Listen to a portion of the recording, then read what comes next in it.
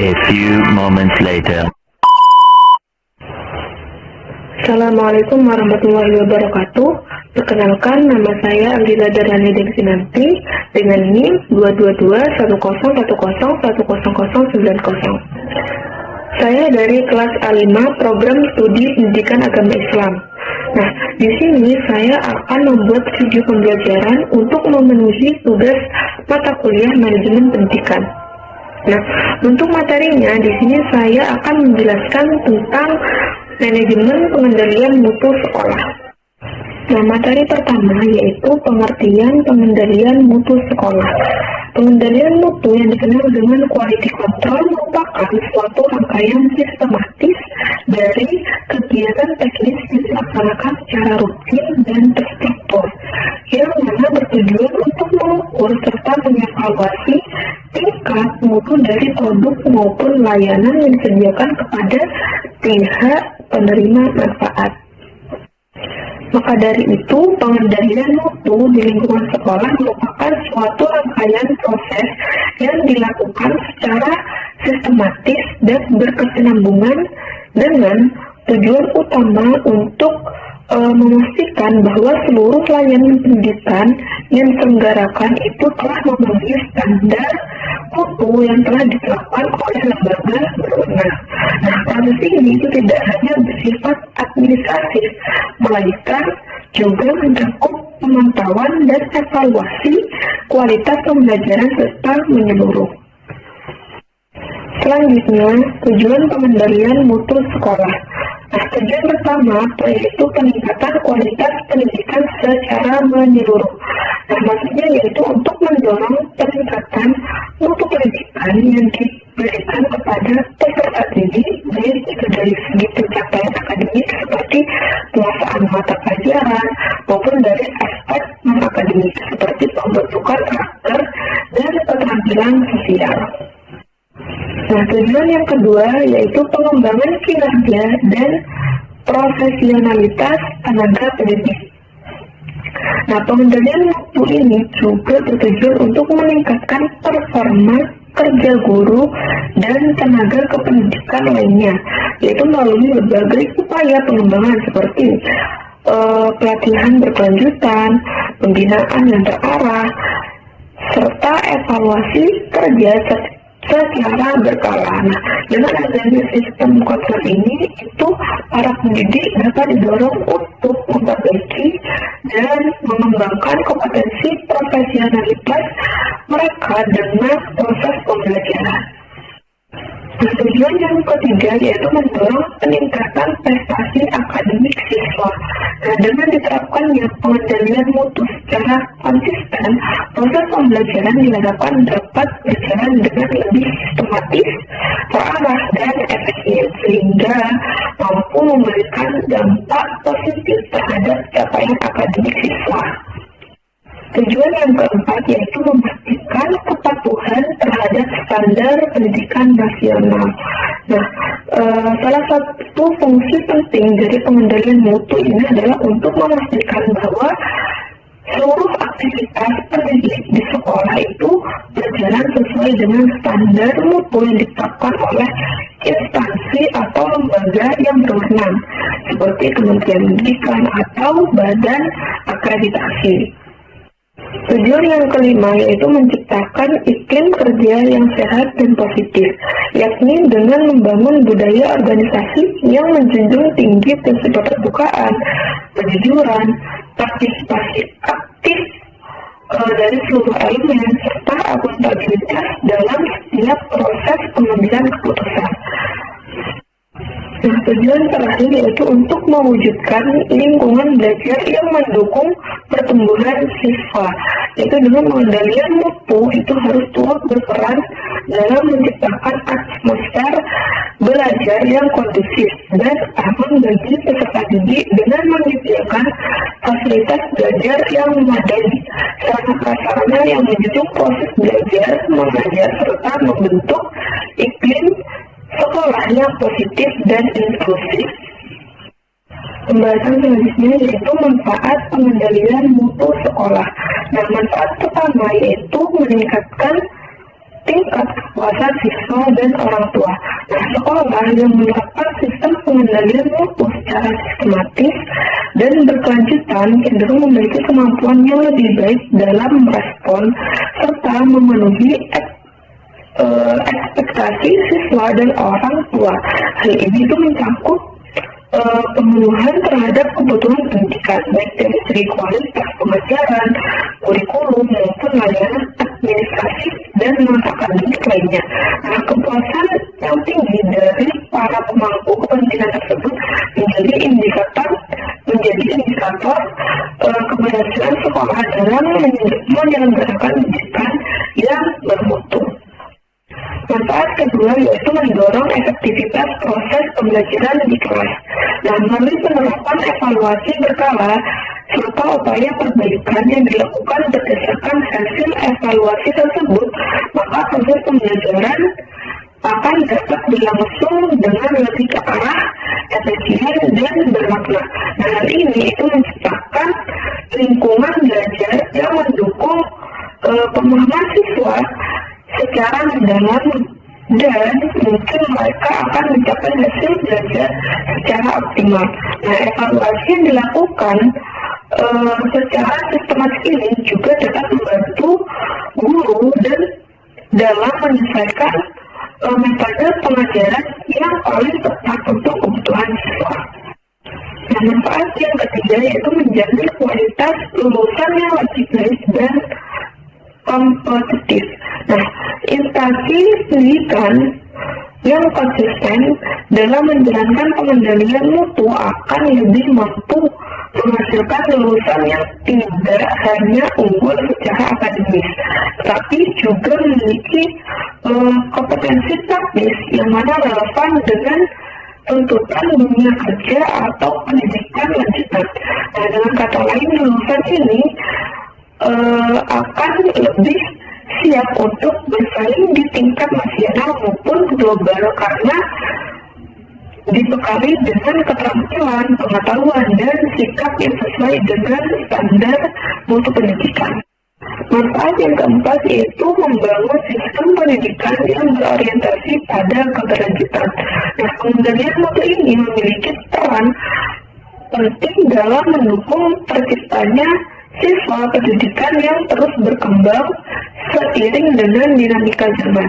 Nah, melalui proses ini dan penerimaan umpan balik dari berbagai pihak, sekolah dapat terus melakukan pembaruan dan perbaikan terhadap program-program yang ada, sehingga proses pendidikan itu tidak hanya menjadi relevan dengan kebutuhan saat ini, tetapi juga adaptif terhadap tantangan di masa depan. Nah, manfaat yang kedua yaitu membangun citra positif dan meningkatkan reputasi sekolah. Nah, sekolah yang secara konsisten akan menunjukkan komitmen terhadap mutu pendidikan dan layanan yang diberikan akan memperoleh kepercayaan yang lebih besar dari masyarakat. Nah, reputasi yang baik ini bukan hanya meningkatkan daya tarik sekolah terhadap calon peserta didik, tapi juga akan membuka peluang dukungan yang lebih luas dari pihak eksternal seperti pemerintah, pihak pendidikan, maupun komunitas kita. Nah, dengan demikian sekolah mampu mempertahankan eksistensinya sebagai lembaga pendidikan unggulan yang dipercaya oleh publik. Manfaat yang kelima yaitu meningkatkan profesionalisme tenaga pendidik. Guru sebagai ujung tombak dalam proses pembelajaran juga mendapatkan manfaat langsung dari pengendalian mutu melalui kegiatan seperti pelatihan berkelanjutan, terus pembinaan intensif, serta evaluasi kinerja. Materi selanjutnya, prinsip pengendalian mutu sekolah. Nah, prinsip yang pertama yaitu keterlibatan aktif seluruh personil sekolah, yang mana mencakup guru, staf administrasi, hingga pemimpin sekolah, Setiap individu dalam institusi pendidikan harus memiliki kesadaran akan kontribusinya terhadap mutu layanan pendidikan serta kepuasan peserta didik dan orang tua. Oleh karena itu, dibutuhkan strategi pengembangan sumber daya manusia agar semua personil memiliki kompetensi yang sesuai dengan pemahaman yang memadai mengenai tugas serta tanggung jawab mereka masing-masing. Prinsip yang kedua yaitu konsep perbaikan secara berkelanjutan. Nah, artinya upaya peningkatan kualitas produk tidak dilakukan hanya dalam jangka pendek atau bersifat insidental, melainkan merupakan proses yang terus-menerus dan berlangsung secara konsisten. Prinsip yang ketiga yaitu keterlibatan menyeluruh dari seluruh komponen yang terlibat dalam dunia pendidikan. Jadi bukan hanya terbatas pada tanggung jawab kepala sekolah atau tenaga pendidikan semata. Akan tetapi dalam konteks ini, pengendalian mutu itu harus dilaksanakan melalui kolaborasi yang solid dan terintegrasi antara guru, staf administrasi, peserta didik, orang tua, hingga masyarakat sekitar sekolah. Prinsip yang keempat yaitu fokus utama pada pencapaian hasil pendidikan yang maksimal. Nah, hal ini itu menuntut bahwa seluruh proses pengendalian mutu diarahkan untuk mendukung peningkatan pencapaian akademik dan non-akademik peserta didik. Nah, penguatan kompetensi profesional guru serta pencapaian indikator mutu yang telah ditetapkan oleh lembaga pendidikan maupun otoritas terkait. Prinsip yang kelima yaitu pendekatan preventif, maksudnya dengan mendahulukan tindakan pencegahan terhadap potensi permasalahan dibandingkan menunggu permasalahan terjadi baru melakukan perbaikan.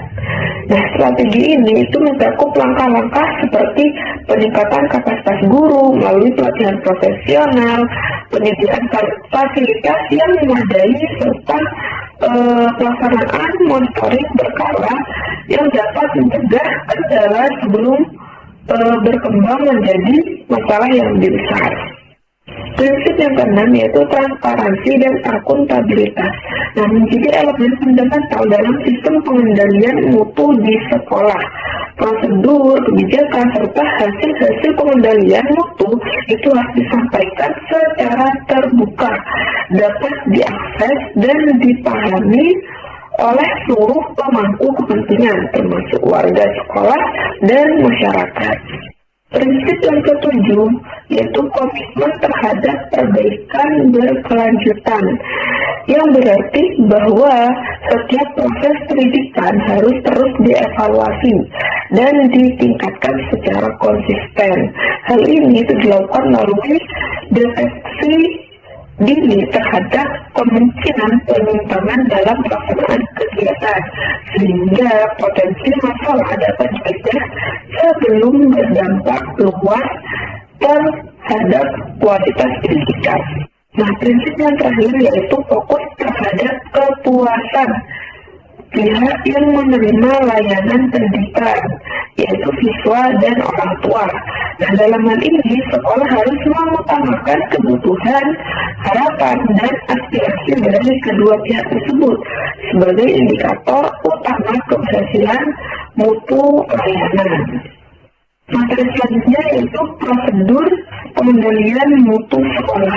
Nah, prosedur pengendalian mutu sekolah ini terdiri dari beberapa tahap yang terstruktur, saling berkaitan serta bersifat berkesinambungan untuk menjamin tercapainya standar pendidikan yang tinggi dan berkualitas. Nah, ada beberapa tahap dalam prosedur pengendalian mutu sekolah, yaitu tahap pertama adalah perencanaan mutu, di mana pada saat ini pihak sekolah itu menetapkan secara spesifik visi, misi, serta standar mutu pendidikan yang ingin dicapai dalam jangka pendek maupun jangka panjang. Tahap yang kedua yaitu penyusunan program pengendalian mutu yang mana bersifat konkret dan aplikatif. Nah, pada fase ini itu sekolah merancang serangkaian kegiatan dan inisiatif yang bertujuan untuk merealisasikan standar mutu yang telah ditetapkan sebelumnya. Tahap yang ketiga yaitu pelaksanaan program mutu dengan proses di mana sebuah kegiatan yang telah dirancang mulai dijalankan dalam praktik keseharian di sekolah. Nah, implementasi ini itu bisa berupa penerapan metode pembelajaran inovatif di kelas, pelaksanaan evaluasi akademis secara berkala, pemberian pelatihan intensif kepada tenaga pendidik, serta pemberdayaan staff melalui bimbingan teknis dan pembinaan berkelanjutan agar semua elemen sekolah ini berkontribusi aktif terhadap peningkatan mutu sekolah. Tahap yang keempat yaitu proses pemantauan dan evaluasi yang mana dilakukan secara periodik untuk memastikan bahwa semua program mutu berjalan sesuai dengan rencana awal yang telah ditetapkan.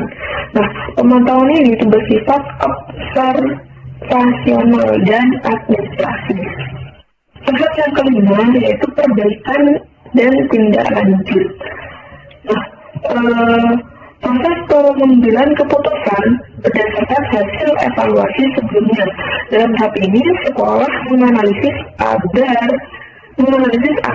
penyebab dari setiap permasalahan yang muncul dan menyusun solusi atau strategi alternatif guna mengatasi hambatan tersebut secara efektif dan efisien. Yang keenam yaitu umpan balik atau feedback.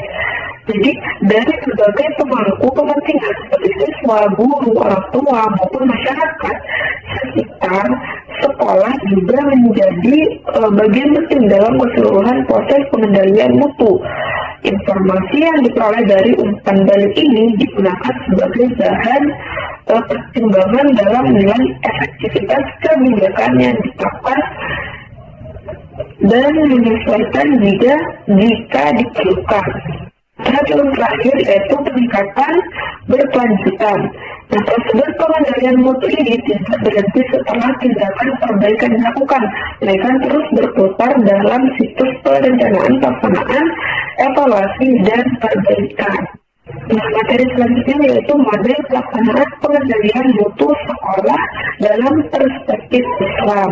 Nah, model implementasi pengendalian mutu dalam lembaga pendidikan berdasarkan perspektif Islam ini merupakan suatu pendekatan strategis yang disadari oleh integrasi nilai-nilai luhur ajaran Islam dalam setiap proses manajerial dan operasional sekolah.